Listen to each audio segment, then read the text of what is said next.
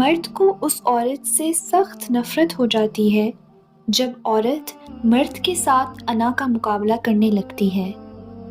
جس عورت میں حیا اور وفا ہو، اس سے بڑھ کر کوئی عورت خوبصورت نہیں ہو سکتی۔ اگر عورت اپنی زبان کو اور مرد اپنے غصے کو کنٹرول کر لے تو ہر گھر خوشیوں کا گہوارہ بن سکتا ہے۔ جانتے ہو خوش قسمت کسے کہتے ہیں؟ جب دوست، محبت اور ہمسفر ایک ہی انسان ہو۔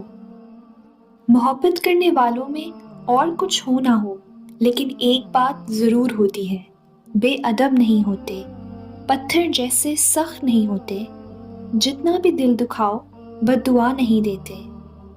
ایسے ہوتے ہیں آج کل کے رشتے، ایک تڑپتا رہتا ہے اور دوسرے کو فکر تک نہیں ہوتی۔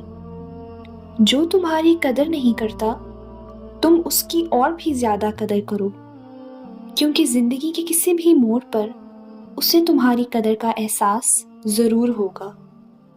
قدر کرنی ہے تو زندگی میں کرو، چہرے سے کفن اٹھاتے وقت تو دشمن بھی رو پڑتا ہے۔